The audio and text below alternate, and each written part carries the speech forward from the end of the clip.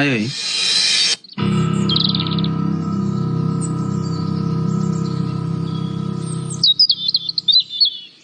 आयु आयु आयु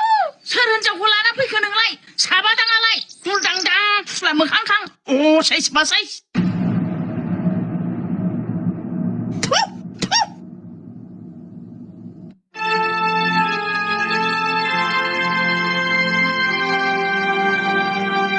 बेनो आंनि जुलि लोगो आयै न'खराव सोङागारा सिथोर बाथोर माबोरै हिनजाव लाना फैनो हाखो नोंलाय हाफि नुबाय नुबाय नोंसाला मोजांनि आखला लाजियासै नोङो मा सम जादों नोंहालाय दानो हिनजाव लानो आफा बिफांनि सायख्लुमाव थानानै दै लोंनायाव सोलेरा जेसेबां गोजोननाय दं बेनिफ्राय सान्दुङाव थानानै दै लोंनायाव साबसिन गोजोननाय दं सि बयनिफ्राय इसेबां बुजिनो गोरों जाना फैखो नोंलाय फंबायनि फरायनायानो जोबाखै हिनजावनिसो ख्लां ख्लां जाना फैदों बियो आं हाबा जादोंब्लाबो फंबायनि फरायनायखौ खहा खालामा आयै आं बेखौ अरायबो हेफाजाब होगोन नाङा जोंनो नोंनि हेफाजाब गावबागाव जा जोंजों जायगा गैया मोजाङानो जाबाय सान्दुङाव थानानै बिगुरा फोरानदो दै लोंदो नोंनि संसारनि गिबि आगाना आंजों नङा नोंहासो जुदा जा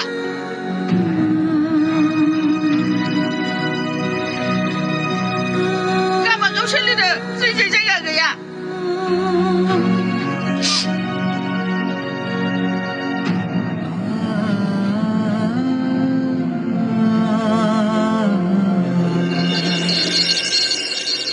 दे सुहरदो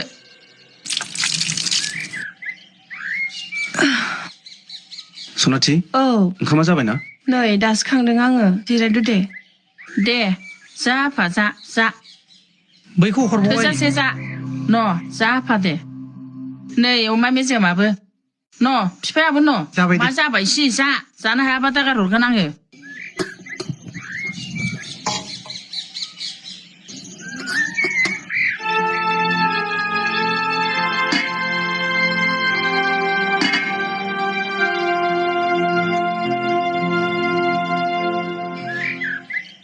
हाब धोरोमसा नोंस्रा सानैजों जब जब मोदाय राजा मोदाय रानिफोर बायदि नायै बेदरै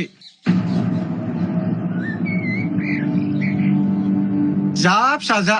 बिमा बिफाखौ गारनानै